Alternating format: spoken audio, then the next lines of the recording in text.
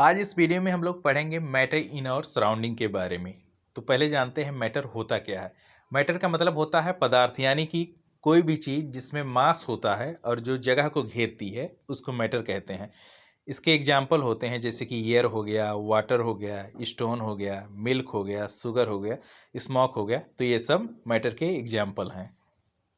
अब जानते हैं मैटर के कैरेक्टरिस्टिक्स के बारे में। तो जो मैटर होता है ये टीनी पार्टिकल्स के बने होते हैं और इनके बीच में स्पेस होता है।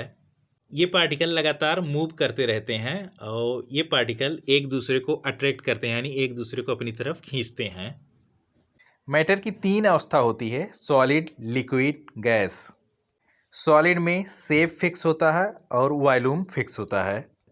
लिक्विड में शेप फिक्स नहीं होता है, यानी इसको जिस बर्तन में रखेंगे वो उसी का आकार ले लेगा, लेकिन वॉल्यूम जो है ये लिक्विड का भी फिक्स होता है। और गैस का ना तो शेप फिक्स होता है ना ही उसका वॉल्यूम फिक्स होता है। सॉलिड की जो कंप्रेसिबिलिटी होती है वो बहुत कम होती है और जो पार्टिकल का अरेंजमेंट होता है, तो सॉलिड में जो पार्टिकल्स होते हैं बहुत ही टाइटली पैक्ड होते हैं।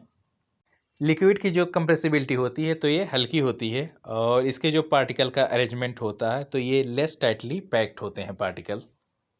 गैस की जो कंप्रेसिबिलिटी होती है तो ये बहुत ही हाईली होती है, यानी बहुत ज़्यादा होती है और इसके जो पार्टिकल का अरेंजमेंट होता है तो ये लूजली पैक्ड होते हैं। अब जानते हैं कि जो पदार्थ की अलग अलग अवस्था होती है तो उसके पीछे का कारण क्या है। तो उसके पीछे का कारण है इंटर पार्टिकल स्पेस, यानी कि जो पार्टिकल्स के बीच में जगह होती है वो होता है। और inter particle force of attraction, यानी दो पार्टिकल्स के बीच में जो फोर्स ऑफ अट्रैक्शन लगता है वो होता है। और इसके साथ जो काइनेटिक एनर्जी होती है पार्टिकल की वो होता है। तो इन तीनों चीज़ों पे जो अवस्था होती है पदार्थ की वो डिपेंड करती है। अब जानते हैं स्टेट्स ऑफ मैटर के इंटर कन्वर्जन के बारे में। मैटर को एक स्टेट से दूसरे स्टेट में चेंज किया जा सकता है टेम्परेचर या फिर प्रेशर को चेंज करके। मैटर अगर सॉलिड से लिक्विड में चेंज होगा तो इस प्रोसेस को मेल्टिंग या फिर फ्यूजन कहेंगे।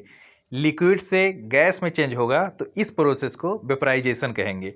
और गैस से लिक्विड में चेंज होगा तो इस प्रोसेस को कंडेंसेशन कहेंगे। लिक्विड से सॉलिड बनता है तो इस प्रोसेस को फ्रीजिंग कहते हैं।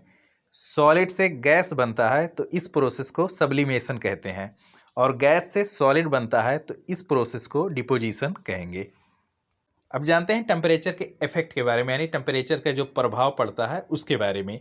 तो अगर टेम्परेचर इंक्रीज होगा तो काइनेटिक एनर्जी इंक्रीज होगी। काइनेटिक एनर्जी बढ़ेगी तो जो अट्रैक्शन होता है पार्टिकल्स के बीच में वो घटेगा और जब अट्रैक्शन घटेगा तो स्टेट चेंज होगा। अब जानते हैं लेटेंट हीट के बारे में। तो लेटेंट हीट होता है heat energy required to change the states of a substance without change in temperature.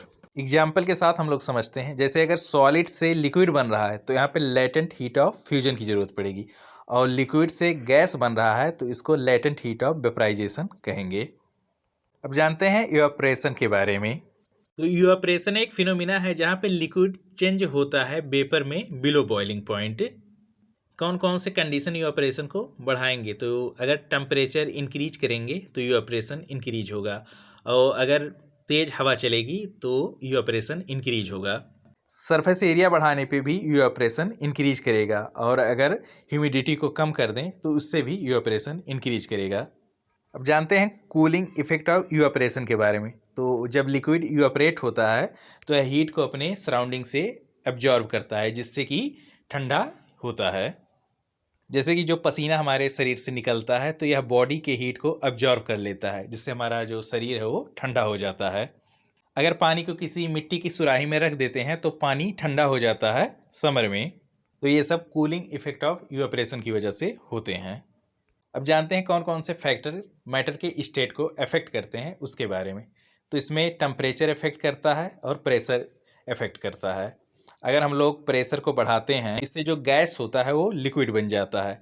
इसके एग्जांपल की बात करें तो जो एलपीजी सिलेंडर होता है इसमें लिक्विफाइड पेट्रोलियम गैस होती है अंडर हाई प्रेशर, यानी एलपीजी को हाई प्रेशर पे लिक्विफाइड किया गया है।